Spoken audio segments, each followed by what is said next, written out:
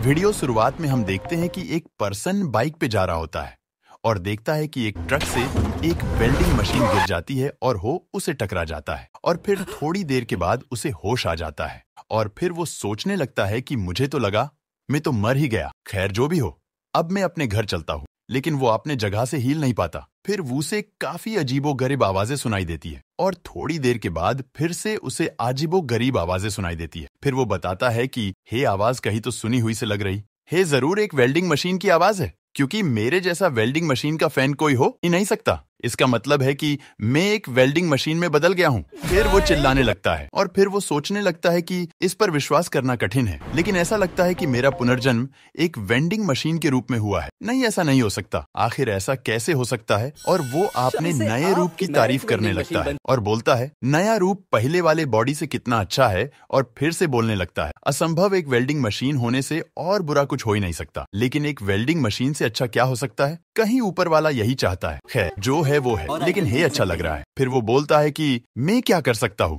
मुझे अपने आप को समझना होगा वरना मैं खुद को जला सकता हूँ। फिर वो बताता है कि मेरे पास वो सब कुछ है जो मैं जिंदा था तब खरीदा करता था, और वो अपने फंक्शन देखने लगता है। तब उससे पता चलता है कि उसे जिंदा रहने के लिए इलेक्ट्रिसिटी की जरूरत नहीं, उसे जिंदा रहने के लिए पॉइंट्स की जरूरत होगी। तब अचानक एक बड़ा मेंढक पानी से निकल के बाहर आता है और फिर वो उस पे हमला करता है। इसके कारण उसके पॉइंट्स कम होने लगते हैं। तभी वो मेंढक अपने और साथियों को बुलाता है। तभी वो सब एक साथ फिर से उसे मारने लगते हैं। तभी वो मरने वाला होता है, लेकिन वो अपने इनविजिबिलिटी कवच का इस्तेमाल करके बच जाता है। फिर वो मेंढक वहां से चले जाते हैं। फिर दूसरे दिन वहाँ पे एक लड़की आती है और फिर कहने लगती है, ऐसा मेरे साथ ही क्यों होता है? मेरा तो खाने का सामान भी कहीं गिर गया, मुझे माफ कर दो। मॉम, मैं हंटर बनने के लिए पैदा नहीं हुई हूँ। मुझे पेट भरने के लिए मेंढक को मारना पड़े, लेकिन मैं अकेले होने के कारण मैं वून पर हमला भी नहीं कर सकती। मैं थक चुकी हूँ, मुझे कुछ खाने के लिए मिल जाए। फिर वो उस वेल्डिंग मशीन के पास चली जाती है और फिर कहती है तो एक लोहे की चीज है। इस अजीब से चीज के अंदर वो दिखने वाली चीज शायद पानी है। उस पे कुछ लिखा हुआ है, लेकिन मैं पढ़ नहीं पा रही हूँ। फिर उसके अंदर से एक आवाज आती है। फिर वो बोलती है, अरे हे, डब्बा तो बोलता भी है। फिर वो उसके अंदर एक सिल्वर कॉइन डालती है और अपने लिए खाने की चीज लेती है। वह कितनी अच्छी खुशबू है, वह कितना अच्छा सूप है। इतना बेहतरीन सूप मैंने अपनी जिंदगी में कभी नहीं पिया। क्या मैं खुशी महसूस कर रहा हूँ? दूसरों को खुश करके मुझे अपने वेल्डिंग मशीन होने पे गर्व महसूस हो रहा है। अरे हे, तो खाली भी हो गया। लगता है बाकी सारी चीजें भी इतनी ही टेस्टी होगी। फिर वो काफी सारी चीजें खरीद लेती है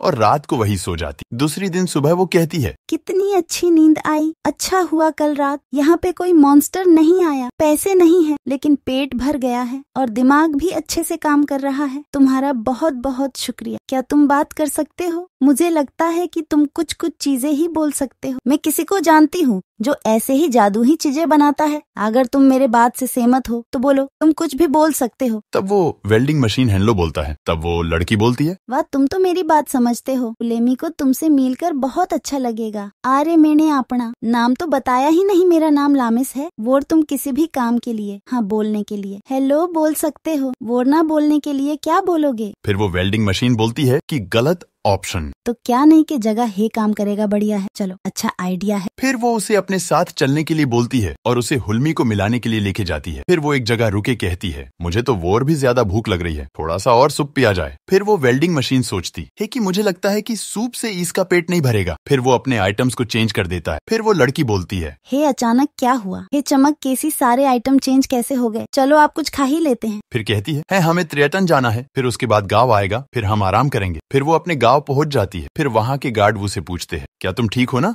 फिर लामिस कहती है, कैनरियोस गोल्ड, हाँ मैंने किसी तरह सरवाइव कर लिया। हम तो तुम्हारे ग्रुप को देखे डर ही गए थे, उनमें से कोई भी जिंदा वापस नहीं आया। वैसे एक बात तो बताओ, ये चीज क्या है? एक जादुई पिटारा है, अपने आप चलता है। मुझे उस झील के पास मिला था और हे पैसे के बदले सबको खाना देता है। क्या मुझे इसे यहाँ नहीं लाना था? फिर वो आदमी कहता है, चिंता की कोई बात नहीं। 10-10 का उसूल कहता है कि सतह के पास जो कुछ मिला समझो वो तुम्हारा। फिर वो सोचता है, आखिरकार है किस बारे में बात कर रहे हैं? यहाँ कोई खुफिया रास्ता है क्या? फिर कोई काल कोठरी? मुझे तो सिर्फ आसमान दिख रहा है। फिर वो दोनों बोलते हैं कि हम यहाँ से हिल नहीं सकते हैं, लेकिन तुम इसे कभी कभार यहाँ लेके आया करो। फिर हमें दिखाया जाता है कि कुछ लोग छोटी लड़की को परेशान कर रहे होते हैं। फिर उनमें से एक आदमी कहता है, ये लड़की तुम्हें क्या कर रही हो? फिर लामिस कहती है, तुम इस लड़की को क्यों परेशान कर रहे हो? ये तो बहुत बुरी बात है। फिर उनमें से एक आदमी कहता है कि तू रुक, तुझे अभी बताता हूँ, हमारा तो काम ही है लड़कियों को परेशान करना। फिर वो दोनों लामिस पर हमला कर देते हैं, लेकिन लामिस उन्हें हरा देती है। फिर उनमें से एक आदमी कहता है, आज छोड़ रहे हैं, तुझे दोबारा कभी देख ही लेंगे। फिर वो अपने घर चली जाती है। फिर कहती है मैं वापस आ गई। फिर एक लड़की रोते हुए लामिस के ऊपर कूद जाती है